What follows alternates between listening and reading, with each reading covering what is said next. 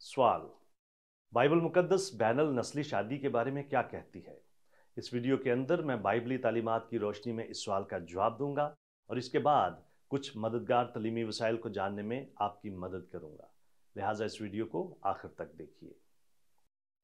सबसे पहले मैं इस बात को वाज़ह करना चाहता हूं कि यहाँ पर हम मसीहत से बाहर दूसरे मज़ाहब में शादियां करने के बारे में बात नहीं कर रहे।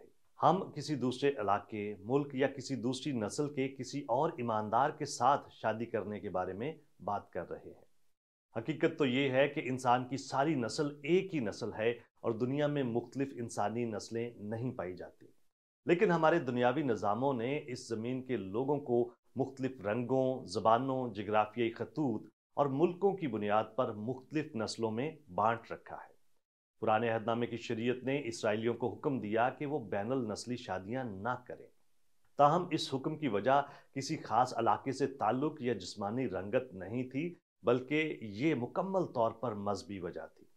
यहूदियों के लिए बैनुल नस्ली और मखलूत शादियां करने के खिलाफ खुदावन के हुक्म की वजह यह थी कि दूसरी नस्लों के लोग झूठे माबूदों की परस्तिश करते थे। अगर इसराइली बुत परस्तों, मज़ाहिर परस्तों या बेदीन नस्लों के साथ मखलूत शादियां करते तो वो नस्लें उन्हें खुदा से दूर कर देती। और बिल्कुल यही वो काम है जो मलाकी 2 बाब उसकी 11 आयत के मुताबिक इसराइल के अंदर हुआ। ऐसा ही रूहानी पाकीज़गी का एक असूल नए अहदनामे में भी पेश किया गया है, मगर ये नस्ल से कोई ताल्लुक नहीं रखता। लिखा है कि बेईमानों के साथ ना हमवार जुए में ना जुतो, क्योंकि रास्तबाजी और बेदीनी में क्या मेल जोल, या रोशनी और तारीकी में क्या शराकत। जैसे इसराइलियों को जो वाहिद सच्चे खुदा पर ईमान रखते थे हुक्म दिया गया था कि वो बुत परस्तों से शादियां ना करें, ऐसे ही मसीहियों को जो वाहिद सच्चे खुदा पर ईमान रखते हैं ये हुक्म दिया गया है कि वो गैर ईमानदारों से शादियां ना करें। बाइबल कभी भी नहीं कहती कि बैनुल नस्ली शादी यानी दुनिया के किसी और खित्ते के किसी और ईमानदार के साथ शादी करना गलत है। कोई भी शख्स जो बैनुल नस्ली शादी करने से मना करता है वो ये काम बाइबल मुकद्दस के इख्तियार के बगैर कर रहा है। जैसा कि मार्टिन लूथर किंग जूनियर ने कहा था कि कोई भी इंसान अपने किरदार के जरिए परखा जाना चाहिए, ना कि जिल्द की रंगत की वजह से। मसीहियों की जिंदगी में नस्ल प्रस्ती की बुनियाद पर तरफदारी के लिए कोई जगह नहीं। असल में बाइबल मुकद्दस का नजरिया ये है कि इंसानों की सिर्फ एक ही नस्ल है, यानी इंसानी नस्ल, जिसमें से हर एक आदम और हवा की औलाद में से है।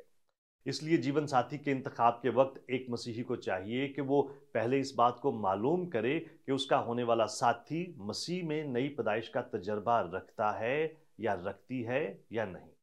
जिस्मानी रंगत की बजाय मसीह पर ईमान एक जीवन साथी के इंतखाब के लिए बाइबल का मेयार है। बैनुल नस्ली शादी सही या गलत का मामला नहीं, बल्कि अक्लमंदी, परख यानी रूहानी इम्तियाज और दुआ का मामला है। शादी पर गौर फिक्र करने वाले जोड़ों को बहुत से अनासर पर ध्यान देने की जरूरत होती है। इस दौरान जिल्द की रंगत में फर्क का मामला भी नजरअंदाज नहीं किया जाना चाहिए। ताहम जिस्म का रंग इस बात का तयन करने वाला उनसर यकीनन नहीं होना चाहिए कि एक जोड़े को शादी कर लेनी चाहिए या नहीं। बैनुल नस्ली शादी करने वाले जोड़े को इम्तियाजी सलूक और मजाक का सामना हो सकता है। उनको ऐसे मुतासिब रवैये के जवाब के लिए बाइबल मुकद्दस के मुताबिक तैयार रहना चाहिए। बाइबल मुकद्दस में लिखा है क्योंकि यहूदियों और यूनानियों में कुछ फर्क नहीं, इसलिए कि वही सबका खुदावंद है और अपने सब दुआ करने वालों के लिए फयाज है।